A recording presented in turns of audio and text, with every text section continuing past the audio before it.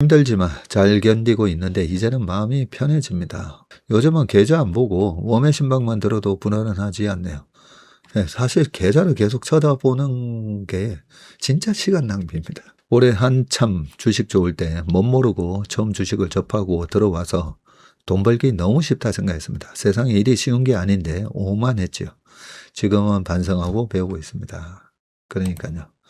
뭐 하이닉스가 돈 복사기다, 뭐 하이닉스가 신이다, 뭐 이런 얘기들이 3개월 정도 지속되잖아요. 그럼 무조건 팔아야 돼요. 그런 비슷한 말들이 얘기가 나오면. 그래서 댓글도 잘 그 휴먼 인덱스로 잘 활용하시면 됩니다. 갑자기 그런 생각이 드네요. 이렇게 정말 완전히 뭐 우리나라 주식만 40% 빠지는 이런 블랙먼데이 상황에서 내년 1년 뒤에 치맥 파티를 얘기를 하는 게 사실 코로나 때 있잖아요. 예, 코로나 때 시장 폭락했을 때 그때 저희 회사도 분위기 되게 안 좋았었습니다. 저희 대표님이 그 한숨 푹푹 쉬시면서 네, 그전에도 시장 위기가 왔을 때 계속 그런 말씀을 하셨거든요. 주식을 접어야 되겠다. 네. 예, 그러면서 또 회사가 이제 주식 접어야 되겠다. 근데 꼭 그 말씀 하시고 나면 장이 살아났어요. 주식 접어야 되겠다 하시면서 늘 하시는 말씀이 저희 주식팀이 이직률이 여의도에서 제일 낮았습니다. 이직률이 거의 없고 또 제가 매년 그래도 청년 실업을 해소하기 위해서 우리라도 매년 고졸 아니면 대졸 직원을 한 명씩 뽑읍시다 해가지고 그때 매년 뽑았었어요. 그러다 보니까 운용팀 직원 수가 뭐 13명 이렇게 됐었거든요. 대표님 입장에서는 이제 시장이 안 좋아지고 그럼 저희가 성과 보수 받을 것도 없어지고 하면 아무래도 걱정이 쉬었겠죠. 네, 그래서 장이 안 좋을 때마다 주식 접어야 되겠다. 그리고 망한 자문사들이 꽤 많습니다. 사실 잘 나가다가 네, 사라진 자문사가 꽤 많거든요. 네, 그런 데 대한 두려움도 있으신 거죠. 그래서 네, 장 안 좋을 때마다 뭐 워크숍 가자 해서 워크숍 가자 할 때 발표 주제가 생존 전략을 발표해라. 네, 어떻게 이제 독자 생존할 건지. 그게 결국은 이 회사가 힘드니까 각자 어떻게 할 건지 그런 부분이었는데 코로나 때도 직원을 절반 정도 줄여야 되지 않느냐 그 말씀을 하시더라고요. 왜냐하면 뭐 시장이 폭락했잖아요. 폭락하고 그 계좌 수익률이 마이너스 35까지도 가고 뭐 그런 상황이었거든요. 그럴 때 시장에 대한 분석을 저희가 폭락장에 대한 분석 다 했거든요. 그러고 나서 제가 또 승부사 아니겠습니까? 그래서 대표님한테 그랬죠. 저희 주니어 매니저들은 뭐 뭔 잘못이 있겠습니까? 우리 시니어 매니저들이 위험 관리를 못한 게 우리 책임이니까 시니어 우리 문상무부터 시작해서 우리 시니어들이 전부 다 연봉을 4천으로 낮추겠습니다. 네. 그래서 진짜 연봉을 4천으로 낮췄었어요. 그러면 사람 한 명도 안 잘라도 되는 거 아니냐. 그렇게 해가지고 네, 안 자르고 구조조정 없이 그렇게 이제 합의를 보고 그리고 제가 저희 직원들한테 얘기했거든요. 폭락장을 분석해보면 뭐 무조건 올라가는 장이니까. 그래서 직원들 분위기도 되게 안 좋았었는데 걱정하지 말고 1년 뒤에 보너스 잔치를 하게 될 거다. 그러니까 시장 걱정하지 말고 이번에 반등장에서 주도주가 뭔지 그 주도주 놓치지 않도록 그것만 신경 써라 해서 아주 말 그대로 드라마틱하게 그러고 그 내용을 이제 말씀을 좀 우리 동학개미 분들한테도 말씀드려야 되겠다 싶어서 그때 방송 나가서 뭐 여기저기 환경 머니투데이 3% 신사임당 뭐 김 작가도 나왔었. 그렇게 신사임당도 제가 먼저 연락했었어요. 그때 어떤 교수님이 뭐 폭락장원 GDP가 마이너스 35%로 이거 큰일 났다고 막 그래서 제가 신사임당한테도 저는 생각이 좀 다르다고.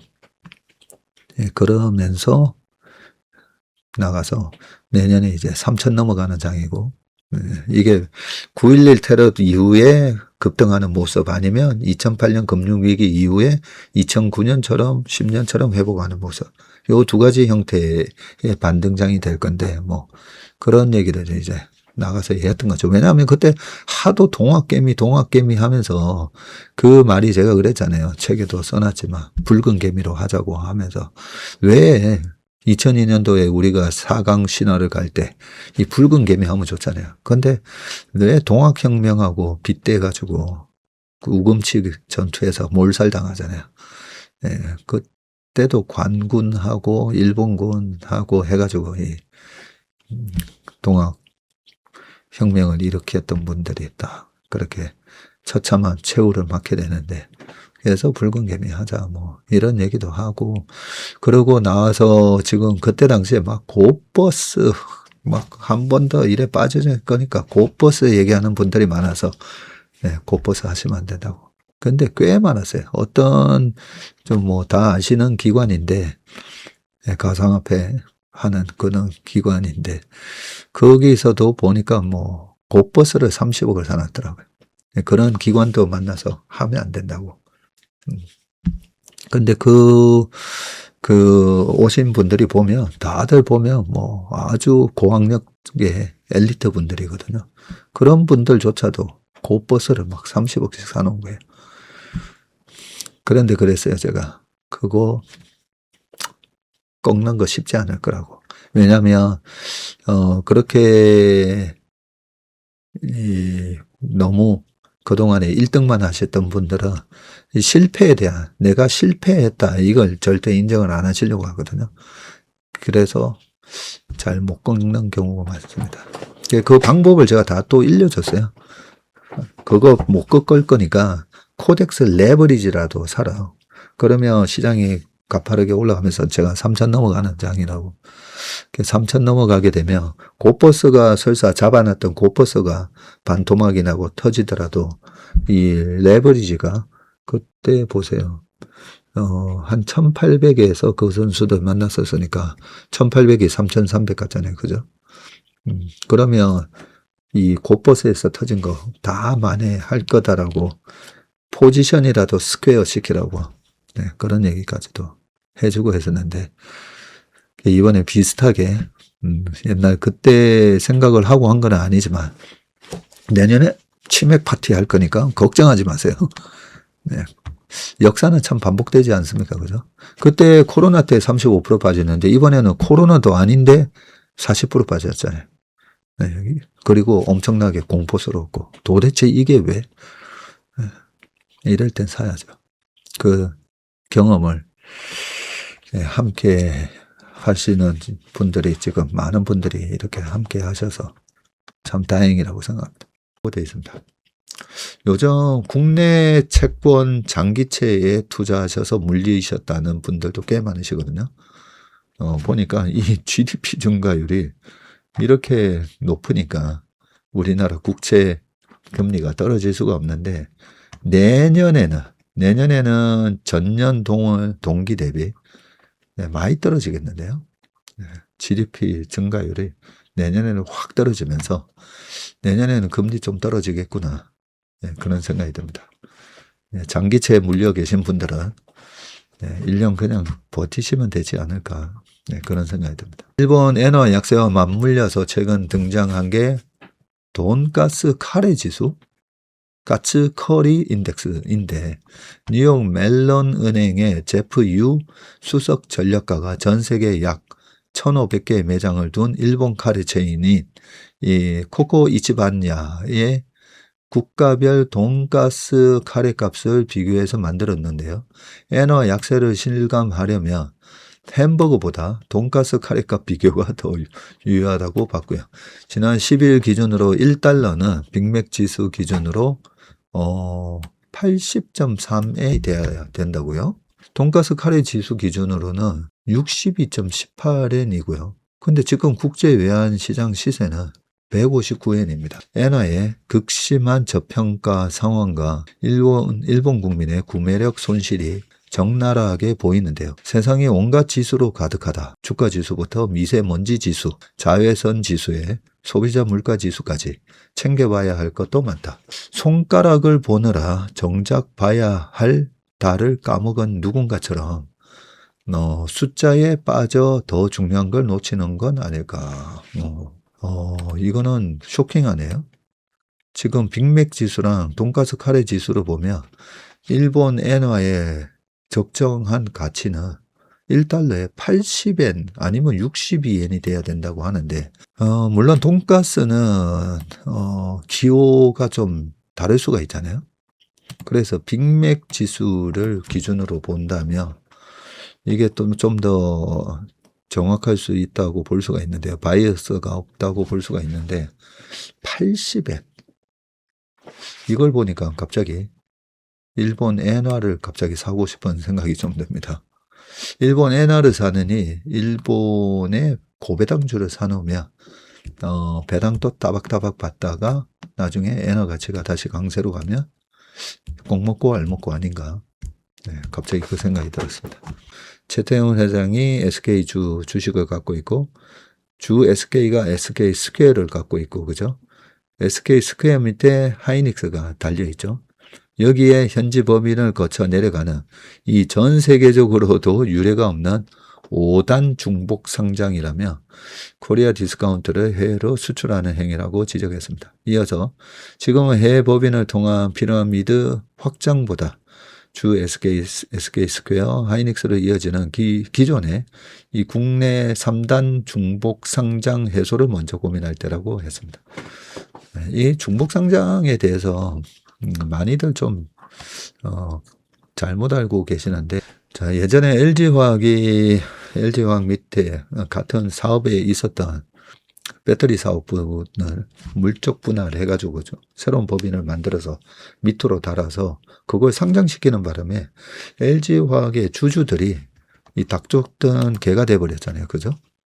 LG화학의 주주는 LG 엔솔을 떼내는 바람에 LG화학의 기존에 이 배터리 사업을 보고 투자했던 주주들이 LG 엔솔의 지분을 못 갖는다는 거죠. 그런데 LG화학 밑에 뭐 82%나 있잖아 이러잖아요. 근데 우리나라에서는 주주 환원율이 30%잖아요. 30%. 그래서 회사 밑에 또 회사가 달리잖아요. 그것도 상장사가. 어차피 주주 환원이 30%밖에 안 되니까 이 자회사를 아무리 갖고 있어 봐야 자회사가 버는 수익의 30%밖에 못 가져간다는 거죠. 그래서 자회사에 대한 가치를 70%도 인정을 안 해주고 30% 밖에 인정을 안 해주는 그래서 지주사 디스카운트가 생긴 겁니다. 그런데 이 LG화학이 그때 뭐라고 얘기했냐면 우리 82%나 계속 들고 갈 거예요. 주식 안 팔 거예요. 이랬잖아요. 그래서 제가 그 답이 잘못된 거라고. LG 엔솔을 상장시키고 나서 저희는 82%를 다 들고 갈 필요가 없기 때문에 1차적으로는 30% 정도의 지분을 매각을 해서 52%를 들고 가고 30%는 100조에 상장이 됐으니까 매각을 하면 30조가 들어오잖아요. 그러면 LG화학의 시총이 한 30조밖에 안 됐기 때문에 시총만큼 돈이 들어오잖아요. 그 매각된 지분 매각으로 발생한 현금을 LG화학 주주분들한테 돌려드리겠습니다. 이렇게 얘기했어야 되거든요. 그렇게 했으면 LG화학의 시총이 2배가 됐을 겁니다. 근데 오히려 반대로 우리 이거 82% 안 팔 거예요 라고. 그걸 보는 애널리스트나 저희 업계에 좀 오래 되신 분들이나 이 주주 환원율이 30%밖에 안 되고 매각 가능한 증권이 아니다는 거. 이 지배구조를 경영권을 계속 유지하기 위해서 중간 지주회사 만들고 밑에 자회사 붙여놓고 안 팔잖아요. 안 팔면 주주 환원율을 올리든가 아니면 지분을 매각해서 기존 주주한테 주든가 요 두 가지를 제시를 해야 되는 겁니다. 자, 그러면 하이닉스 같은 경우에 저거를 갖다가 밑에 달아놓고 하이닉스가 이 부분에 대해서 정확하게 얘기를 해야 돼요. 얘기를 하면서 지금 하이닉스가 키옥시아 지분도 들고 있잖아요. 한 14% 들고 있었던 걸로 기억하는데, 그러면 키옥시아도 결국은 예전에 투자를 했고 이번에 엄청나게 주가가 올랐고, 그 부분에 대한 매각을 통해서, 키옥시아 지금 상장돼 있잖아요. 그죠? 매각을 통해서 우리가 옛날에 이렇게 투자했다가 결국은 매각을 해서 일부 매각을 하듯 해서 하이닉스 주주한테, 자, 예전에 투자했다가 이익 실현 잘했죠? 자, 배당으로든 자사주 매입으로든 주주분들한테, 저희를 믿고 계속 투자해 주신 저희 주주분들한테 돌려드리겠습니다. 그렇게. 그래서 솔리다임도 마찬가지예요. 이 부분을 갖다가 미국에다가 상장시켜서 우리가 이거 계속 끌고 갈 게 아니라, 우리는 주주로 남고 그 주식 중에서 일부는 우리가 매각을 해서 언제든지 이 낸드 사업부가 좀 애매해지게 되면 저희는 매각해서 투자금을 회수할 겁니다. 이런 얘기를 해야죠. 그래서 상장 자체가 나쁜 건 아니라는 거죠. 근데 상장하면서 그래서 기존의 주주한테 뭘 어떻게 할 건가, 이 부분에 대한 개념이 없는 것 같습니다. 그걸 이제 자꾸만 말씀을 드려야 그런 거구나. 그렇게 주주 환원율을 높이든지 아니면 매각 후에 그걸 갖다가 자사주 매입이나 배당으로 주주분들한테 돌려드리겠다.